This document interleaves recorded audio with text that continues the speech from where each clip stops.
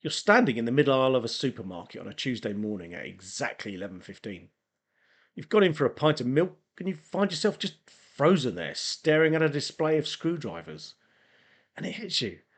The lighting in here is incredibly bright. Too bright. You look around at the other people shuffling past with their trolleys. There's a bloke inspecting a tin of soup and two young mums with prams. And you look down at yourself. You're wearing a decent jacket. You've shaved. You look like a man who has somewhere important to be in 20 minutes. But the brutal reality is, you don't. For over 30 years, 11:15 on a Tuesday meant something absolute. You were 3 cups of coffee deep, sitting in a meeting or pushing a project through. Your brain was already running hot by then. Now, you're just a bloke under fluorescent tubes wondering if you actually need a new set of screwdrivers. The milk in your hand feels heavy. Without the office walls holding you up, the weekday isn't a structure anymore. It's just a massive empty space, and you have no idea how to sit in it. Nobody warns you about the bodily rhythm of a Tuesday.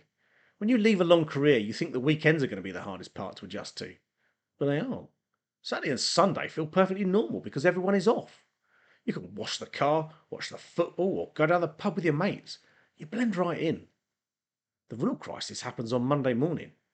Your internal clock, the one programmed by over 3 decades of early alarms, wakes you up at 6:30 anyway.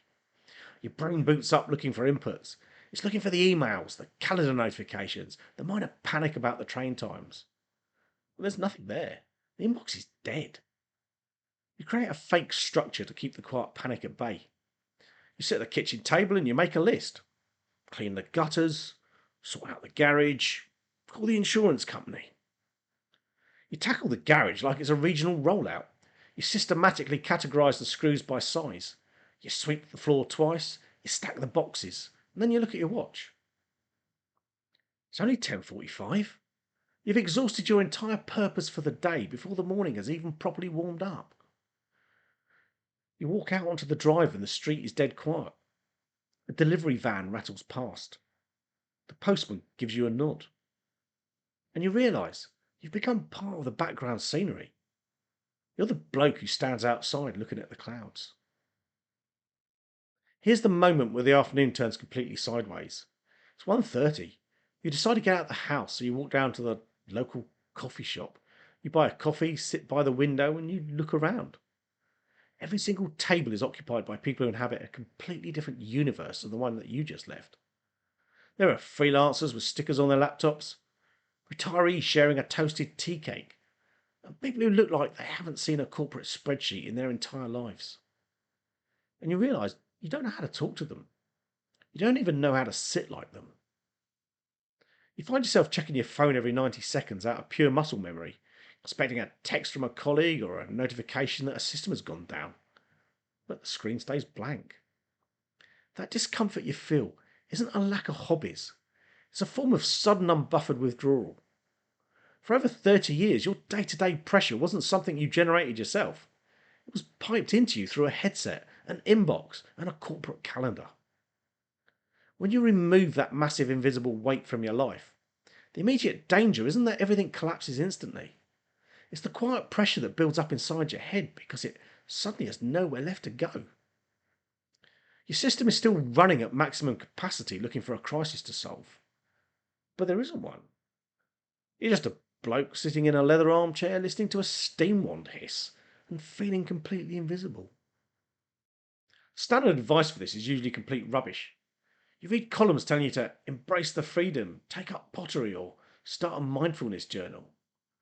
Let's be completely honest, that's not happening. A bloke our age isn't going to suddenly find spiritual enlightenment because he bought a set of watercolours and sat in a conservatory on a Wednesday afternoon.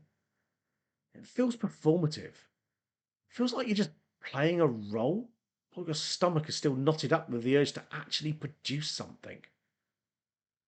The harder reality is you just have to learn to tolerate the quiet. You have to accept that for a long time, weekdays are going to feel like a coat that doesn't fit you properly. You don't need to defeat every Tuesday morning with a list of pointless chores just to prove to the neighbours that you aren't lazy. The corporate trick was making us believe that if 20 minutes passed without an update or a meeting, we were somehow failing. We spent over 30 years mistaking constant frantic activity for actual human purpose. It took decades to build that internal clock, and it's going to take more than a few months to reset it. The next time you find yourself staring at the clock at 2:40 in the afternoon on a Tuesday, feeling that weird floating displacement, just let it sit there. You aren't the only one standing in that blank space. Some days you still feel like you should be somewhere else, even when there isn't anywhere left to go.